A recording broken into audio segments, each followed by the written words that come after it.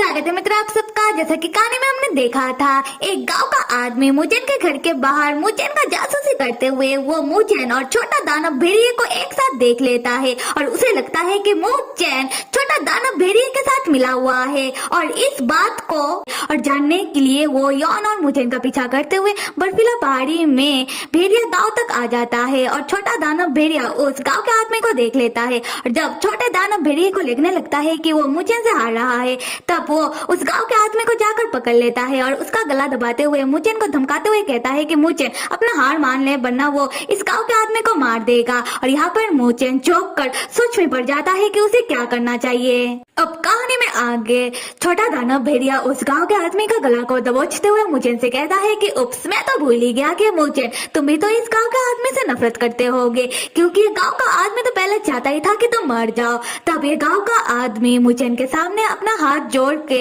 मिन्नतें करते हुए कहता है कि मुचैन, मैं गलत था, मैंने पहले जो भी तुम्हारे साथ किया वो गलत किया, मुझे इस बात का एहसास हो गया है, मैं भी लोगों की कही सुनाई बातों पर आ गया था। मुचैन तुम मुझे माफ कर दो और कृपया करके मेरा जान बचा लो।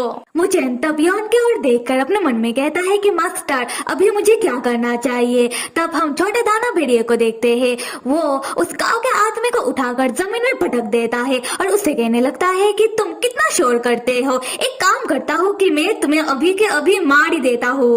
और तब जैसे ही दानव भेड़िया उस गांव के आदमी को मारने वाला होता है, मुचैन दौड़कर आकर दानव भेड़िए को धक्का मारकर दूर गिरा देता है और दानव भेड़िए के ऊपर बैठकर वो अपना तलवार से दानव भेड़िए को मारने की कोशिश करने लगता है। पर छोटा दानव भेड़िया मुचैन की तलवार को कस के पकड़ लेता है। छोटा दानव भेड़िया मुस्कुराते हुए मुचैन से कहता है कि क्यों, क्या तुम इस गांव के आदमी से नफरत नहीं करते हो? इस गांव के आदमी ने पहले तुम्हें कितना परेशान किया और ये गांव का आदमी पहले तो चाहता ही था कि तुम मर जाओ। मैं तो बस इस गांव के आदमी को जान से मारकर तुम्हारे ऊपर ही फेवर कर रहा था। मुचैन छोटा दानव भेड़िए से कहता है कि हाँ, मैं करता हूँ इस गांव के आदमी से नफरत, पर तुम नहीं समझोगे। मैं नफरत के लिए किसी को जान से मार दूं, मैं ऐसा नहीं हूँ। मैं इतना छोटा सा कारण के लिए किसी का जान ले लूं, मैं ऐसा नहीं कर सकता। दूसरी तरफ हम देखते हैं कि स्टोरी बुक सिस्टम यॉन से कह रहा था कि आज डैडी तो बहुत ही खुश लग रहा है। यॉन रोते हुए कहता है कि हाँ, आज मैं बहुत ही खुश हूँ,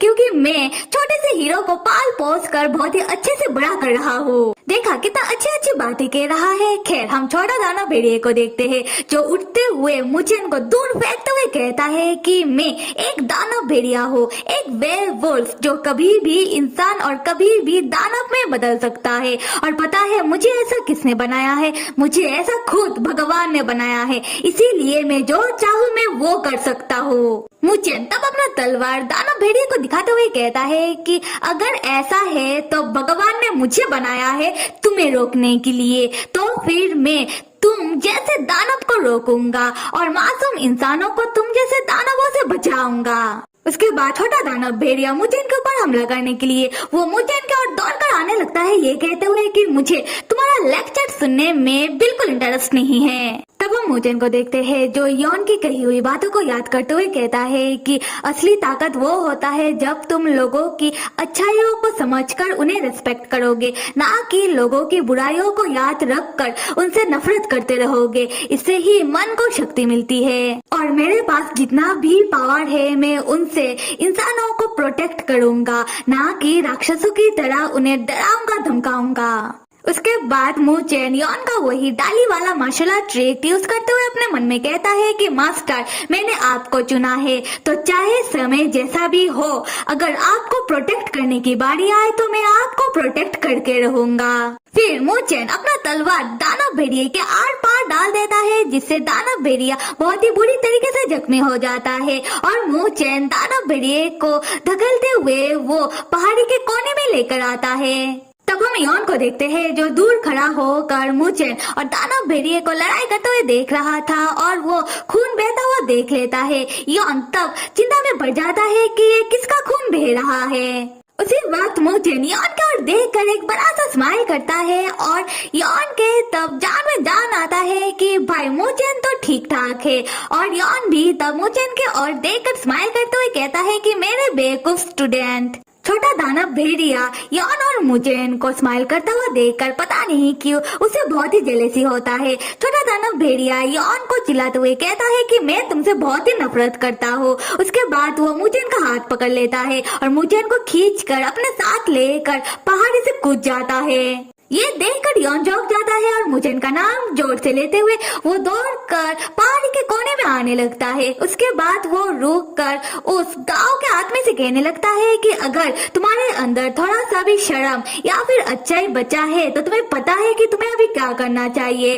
वो गांव का आदमी कहता है कि हाँ मैं समझ गया, मैं अभी ही गांव जाकर बाकी गांव वालों को मदद के लिए यहाँ बुलाता हूँ। स्टोरी बुक सिस्टम तब यॉन से कहने लगता है कि हे विलेन, कहानी का हीरो मुजेन अभी बस एक इंसानी बच्चा है तो तुम्हें कुछ करना चाहिए। यॉन तब बिना कुछ सोचे समझे वो पहाड़ी से छलांग मार देता है, ये कहते हुए कि हाँ तुमने सही कहा, मुजेन बस एक इंसानी बच्चा है तो उसे मेरा मदद का जरूरत है। तब हम मुजेन को देखते हैं, वो पहाड़ी से नीचे गिरता हुआ सोच रहा था कि मुझे नहीं मरना, मुझे किसी भी हाल पर खुद को बचाना होगा क्योंकि मुझे मेरा परी मेरा मास्टर के साथ मेरा पूरा लाइफ जो बिताना है। उसी वक्त यॉन आकर मुजेन का हाथ पकड़ लेता है। मुजेन कहता है कि मास्टर आप। तब यॉन देखता है कि उसका शक्तियाँ काम नहीं कर पा रहा, यॉन उड़ नहीं पा रहा। यॉन तब सिस्टम से पूछने लगता है कि ऐसा क्यों हो रहा है। स्टोरी बुक सिस्टम बताता है ऐसा इसलिए क्योंकि अकॉर्डिंग टू स्टोरी लाइन इस एरिया में शक्तियाँ यूज ना करने का बैरियर लगा हुआ है। यॉन चौंक कर सोचता है कि क्या मैंने तो मुजेन को पकड़ भी लिया है पर हम बिना शक्तियों के बचेंगे कैसे। यॉन तब मुजेन को बचाने के लिए अपने पीठ में बिठा लेता है और खुद मुके बल जमीन में आकर गिरता है। मुजेन तो यॉन के वजह से बच जाता है पर यॉन इतने ऊंचाई से इतने जोर से गिरने के कारण वो लंबे समय के लिए कोमा में चला जाता है और उसका आत्मा उसके शरीर से अलग हो जाता है।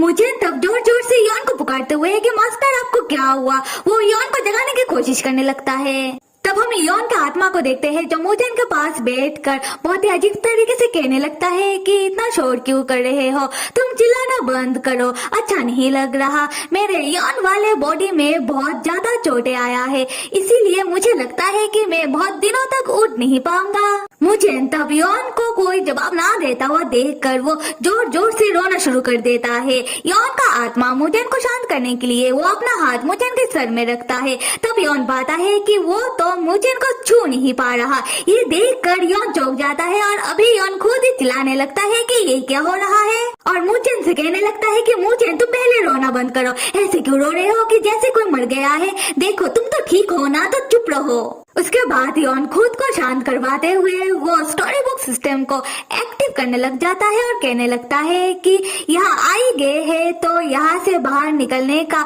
कोई ना कोई रास्ता मिल ही जाएगा। आशा करता हूँ कि उस गांव के आदमी ने अभी तक गांव वालों को खबर कर दिया होगा, बस गांव वाले हमें जल्दी ही ढूंढ ले।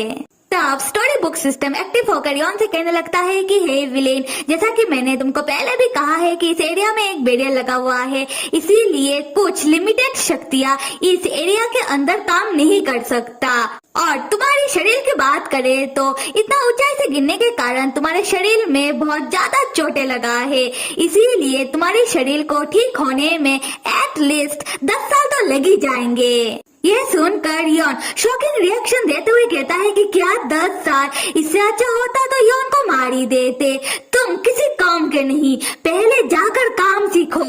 तो फिर मेरे प्यारे मित्रों, अगर कहानी पसंद आ रहा है तो कमेंट करके जरूर बताना और लाइक, सब्सक्राइब और कमेंट करना तो बिल्कुल भी मत भूलिएगा। Till then stay with me and see you.